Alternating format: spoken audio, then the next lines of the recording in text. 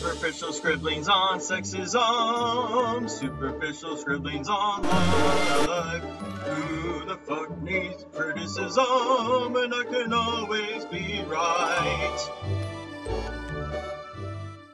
Hello, something guys and gals, both on Minds and on YouTube, and welcome to another episode of Superficial Scribblings on Sexism, the first of which will transition into Minds.com.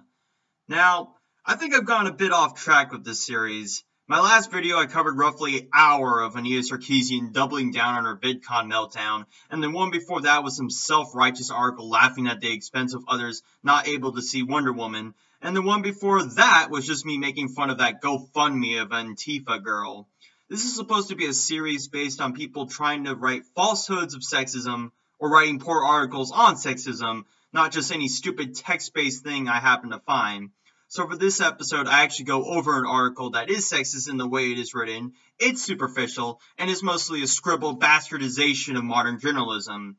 Slate's "It's time to admit that allowing men into the workplace was a mistake" is a callous reminder that no matter how many times a feminist says, feminism isn't about hating men, that it really is about hating men, as the ideology would imply. What's also funny about this is that it presupposes the notion that men aren't productive in the workforce despite being the majority demographic of full-time jobs and the kind of jobs that women just aren't inclined to, and that you can make an argument that a lot of women aren't productive in the workforce considering the wage gap that is prevalent.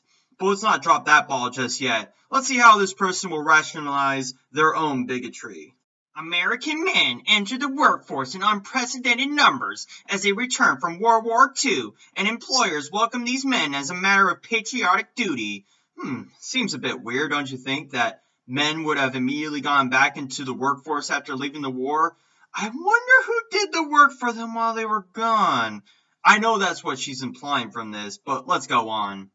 Many men proved to be diligent, competent professionals over the ensuing decades. Sadly, however, many did not. Interesting. It's like men aren't the same ones and zeros that you generalize, don't you think? It's like you got your homeless people who don't work a damn, and your golden geckos who've got Wall Street by the balls. Does that also mean the same applies to women? Oh wait, of course not. They're absolutely perfect and are never at fault for anything that happens to them. The cascade of recent revelations of male workers abusing co-workers, threatening subordinates, and masturbating into potted plants leaves only one conclusion. The long experiment of having men in the workplace has failed. Because of two anecdotal events. Men are a failure in the workplace, even though both of the examples don't say anything about the product of work they are producing. Let's see these two links for clarification. Well, how am I not surprised? The first link brings to the Harvey Weinstein assault case and the eventual implosion of sexual assault claims brought upon many stars of Hollywood, which I add is not indicative of any proof of the claim or proof of the downfall of men. And the second link is the same exact claim against Harvey Weinstein supposedly masturbating into a potted plant. I don't want to say anecdotal evidence like I'm Milo Yiannopoulos, but this seems extremely incidental to the benefit of the author, and will probably rely on these two links for her argument as to why men just suck at working. Let's start by asking an important question. Is it even natural for men to be in the workplace in the first place? Yes, because the testosterone built into us makes us more inclined to take risks that would endanger ourselves physically or mentally for that matter. But I know the long answer is no, so let's see how. It is well known, for example, that men are good for money. Maybe because women spend all of their money, perhaps? That couldn't be the reason for it, could it? Also, if you make more money, you tend to have more luxuries to spend on. Companies run by female CEOs perform better in the stock market, and women are better at both saving and investing. Okay, while I am sure that there are some women that are good at the stock market and saving, but again, that's not indicative of all women, of course. But hey, it's okay to generalize all men as bad because some dudes up in Hollywood are getting touchy-feely. But if there is even one woman who's good at saving, that means all women are good at it. Also, I'm sure you're also going to say that these women are only good at being a CEO because they are a woman, despite not all women are CEOs, or good ones for that matter. It feels uncomfortable to assume that male irresponsibility with money is a biological trait, which is exactly what I'm going to do in the following sentence. But with their higher salaries and disproportionate representation in business schools and in boardrooms, men have been given every opportunity to succeed in the corporate world by now. Disproportionate representation being there are more men doing business classes compared to women, and how dare that be the case despite that gaining an MBA is no guarantee that you will get a job. And of course, they get the higher salaries because they are men, not that they have been working for the job for who knows how long. But who knows, maybe this patriarchy really does run as thick as some of these feminists claim. Many industries have essentially operated decades-long affirmative action programs for men. That's fucking funny that you would suppose that, yet it isn't true, and that you and many other feminists want affirmative action because women more than likely choose not to get interested in certain fields of study. Doubly so, the affirmative action that you want is more for the status of the job and not the acumen to have gotten that job. Just like with that one woman who only wanted to be a fireman for the virtues that the position held, but not having earned any of the virtues for being it or being physically capable to. The affirmative action plug seems to disappear when you try to apply it to jobs like construction, sewage work, and a good majority of low-wage jobs. It always seems to be the upper middle to wealthy class kind of jobs, because those look prettier on a lady's resume than shoveling shit your whole life. Yet, even after all these advantages, men have not only failed to live up to their potential, but have also been responsible for the subprime mortgage crisis, defrauding investors, destroying hardworking people's retirement funds, and triggering worldwide economic crashes. I know, it's strange. It's like when you take into account how much some of these certain jobs pay, that isn't just living easy street, isn't it? Or did you think that if we just inserted women into the same fields, that they would somehow make everything better? Not to say that some may do better in the workforce, but hey, I'm not the one trying to generalize all men as bad in the workforce and all women as perfect. That's what you are saying. What's interesting about the phrasing of this statement is that it once again begets the notion that people just want the status of the job and not the responsibilities of it, since affirmative action would play into people's desire to feel special having said status. Instead of learning from their mistakes and misdeeds, they have often rewarded themselves with bonuses and lobbied to remove regulations that prevent them from hurting people again. Of who, how often, where, and why does this matter exactly? Again, you are seriously just hinging on those two links from above as your evidence against men in the workplace. But I guarantee you that if you removed all men from it, that you'd be clawing for them back, because frankly, women don't like to do many of the jobs that men are just fine with doing. We ask ourselves, do men really have judgment and intellectual abilities to be entrusted with our most important resources? It's a rhetorical question, because in order for this article to not be wasted, you want us to say yes. And again, like as if women would be any better at doing what men do, not to say that they do a worse job, when all you have is that several men and women are slightly better at saving money than certain men do. You can throw statistics all you like, but if general consensus shows who's the one working the jobs that count in the long run, then it doesn't matter if you have some from a different demographic or sex doing slightly better on some of counts. But let's give men a generous benefit of the doubt and chalk all this up to male incompetence rather than malice. Really, that's where you draw the benefit of the doubt from, that men are intentionally wasting away their money, and not that you grossly generalize them because Harvey Weinstein wanted to shove his pecker in Kate McKinnon's mouth? You might be able to make the case that if we just put strict limits of their leadership opportunities, we could avoid banning them from the workplace entirely. Oh yeah, we could do that, but guess what? That would be sexist, obviously. What's even funnier is that in the bookmark of this website that I have saved in order to write a script for it, the original title of this article is Let's Ban Men from the Workplaces, rather than the softer but equally as malicious Putting Men in the Workplace Was a Mistake. Because you knew you'd get so much shit for suggesting something like that, wouldn't you? It's almost like when you erase all the buzzwords about oppression and institutionalized and systemic, that we get to see truly the malice and hate that you and Slate magazine carries. Sadly, however, it has now become clear that many men are not just incompetent, but also dangerous. Dangerously incompetent or incompetently dangerous? Also, this sort of phrase questions the beggar, if you will, because you aren't really displaying that all men are these two adjectives, once again, are in Hollywood deception with sexual misconduct. One recent poll found that 30% of women have endured unwanted advances from men they work with, with the majority of those women saying those advantages rose to the level of sexual harassment. Well, let's see. Is there something, I don't know, like a police force or a 3-digit number that they could call to alert them of sexual harassment they've experienced just recently? Or is this the Zarna Joshi redefinition of the word sexual harassment by chance?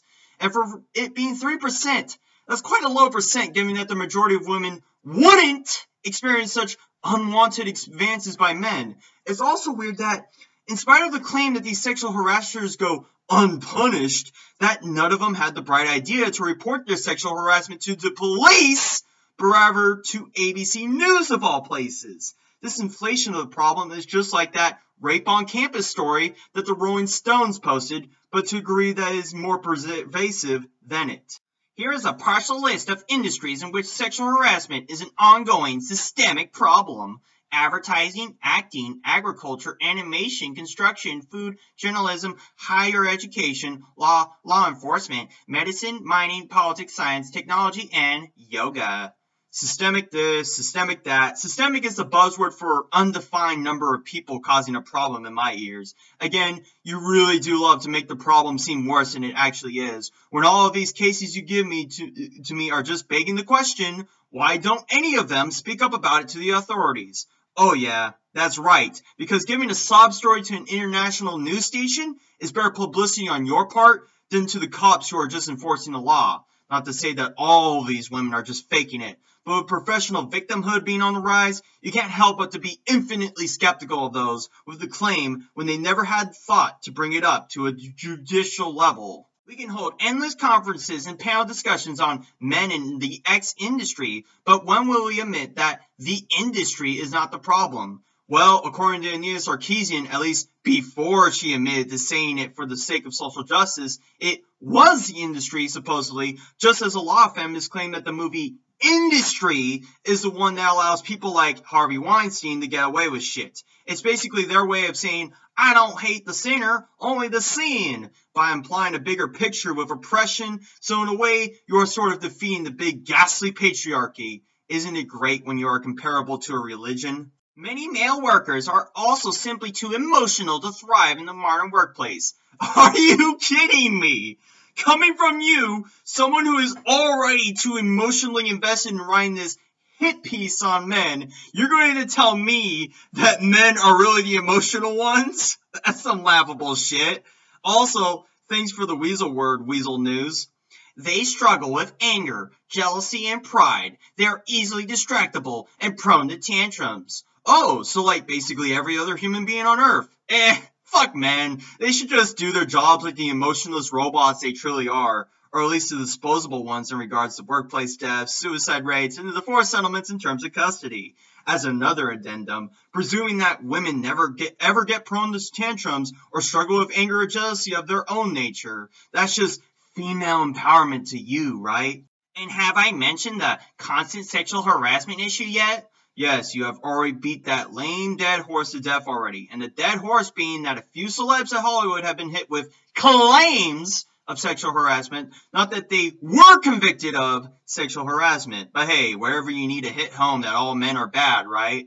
Now, it's important to remember that some male behaviors, like drinking silent and playing Nerf basketball in the office, are nothing more than harmless quirks of their sex. Now, it's important to remember that some female behaviors, like complaining that air conditioners are sexist, or that a man smiling at you is considered rape, are nothing more than harmless quirks of their sex.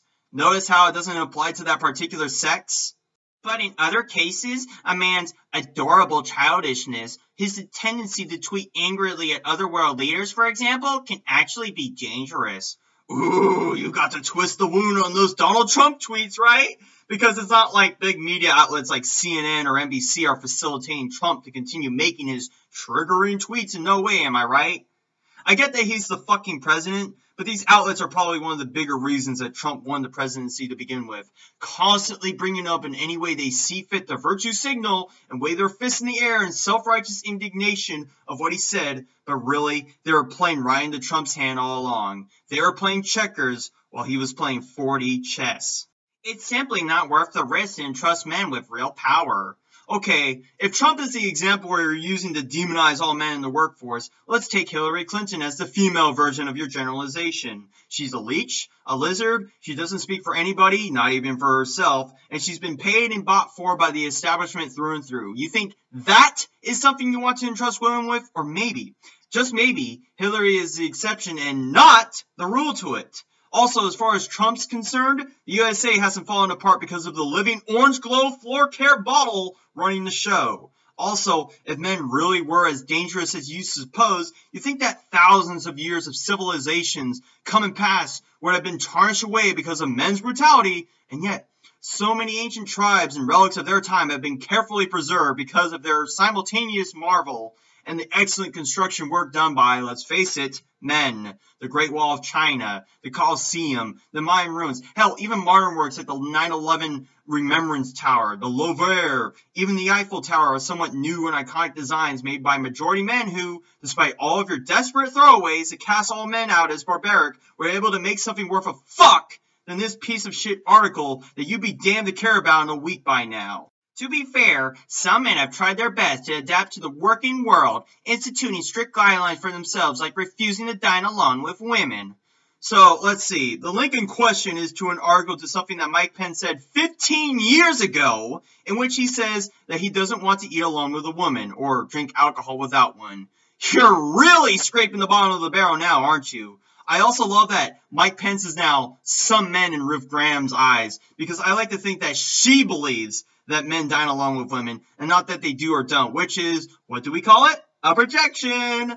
I also don't even see what is inherently wrong with that statement, especially if it's something that Mike Pence does personally and isn't trying to inject onto everyone else. Ruth is seriously just looking for an excuse to hate men at this point. And yet, over and over, they have failed, harassing, assaulting, leering, grabbing, menacing, robbing, joking, and on and on. Men have failed in productivity. Oh, wait, no they don't. In building shit. Oh, wait, no they don't. In financing. Oh, wait, no they don't. And in supplanting the majority of full-time jobs. And oh, wait, no surprise, they fucking don't. The behavior of a man at a job is not an indication of his success at a job. You fucking dimwit. If Paul Fagg was worth the salt on my balls, I could say that he successfully made a really shit movie and got a whole crew to greenlight it. But him cucking himself to the feminists outside of filming said feminist movie, attempting to be humorous when it's desperate and cringing on the set, doesn't say much about how the result of the movie will turn out. But then again, it could be part of the reason why the movie was a cringy, desperate plea for feminist attention. These failures have cost employers tens of millions of dollars in legal fees and settlements, and harmed tens of millions of women. And now we're going straight into hyperbole too, huh? Is the morality crux getting a bit too hard to handle, Ruth Graham crackers? Because I didn't know that Andrea Macris, Rebecca Gomez-Diamond, Liz Weil, Juliette Huddy, Laurie DeHue, and Rachel Bernstein was tens of millions of women. And I didn't know that George O'Reilly was the employer of Fox News. I thought Fox News was the employer of George O'Reilly, according to the link. I also didn't know that employers actually had to pay a fee for something that O'Reilly paid himself. But then again, that's what happens when you're reaching into the hate men cookie jar. You only get crumbs. Think of all the financial and emotional damage that could have been avoided if men simply stayed home where they belong. Men, back in the kitchen with you! Also, think of all the dollar bills those 6 women were able to wipe their tears away after making such harassment claims known. Oh, woe is them, that they got basically $6 million apiece to buy whatever the fuck they want to deal with all that trauma. Oh, money doesn't buy happiness, but it sure fucking helps. While certain exceptional men are able to control their weak natures and rise to the challenge of behaving appropriately in the workplace, it's time to do what's right and end this grand experiment before anyone else gets hurt.